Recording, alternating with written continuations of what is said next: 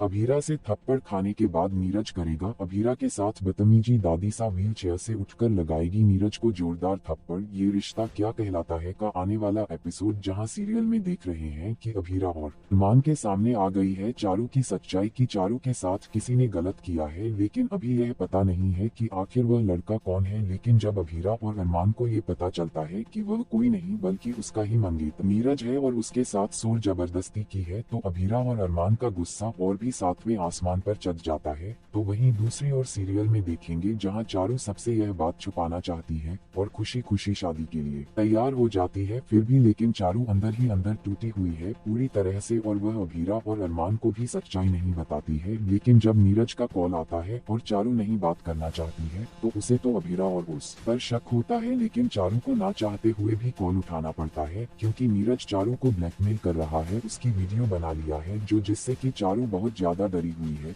और वह किसी को बताने से भी डर रही है कि अगर किसी को पता चल गया तो नीरज वह वीडियो वायरल कर देगा, जो देखकर चारू किसी से भी कुछ भी नहीं कहती है और बस अंदर ही अंदर रोई जा रही है। लेकिन ये बात को जब अभीरा को पता चलता है कि नीरज चारू को ब्लैकमेल कर रहा है और वह कोई और नहीं बल्कि नीरज ही है जो चारू के साथ गलत किया है, तो अभीरा चुप नहीं बैठती है। जब घर में पूरे परिवार आते हैं और अभीरा बताती है नीरज से कि चारू के साथ ऐसा कुछ हुआ है, उसे अकेले मिलने बुलाती है, तो नीरज का बात करने का तरीका ही अलग रहता है, जो सुनकर अरमान और अभीरा का नीरज पर गुस्सा फूटता है। लेकिन वह वहाँ पर कुछ नहीं कहती है। लेकिन पूरे परिवार के सामने जब नीरज आता है और फैमिली के सामने चारू की इंसल्ट कर रहा होता है और तभी अभीरा कहती है कि नीरज ये तुम ठीक नहीं कर रहे हो, और तभी वह कहता है कि आपने मेरे प्यार का मजाक उड़ा दिया, मैं तो बस चारू से प्यार कर रहा था, मेरा प्यार करने का तरीका ही यही है, लेकिन आपने पूरे परिवार को बताकर मेरी मजाक उड़ाई है, यह आपने बहुत गलत किया है। तभी अभीरा से यह बात बर्दाश्त नहीं होती है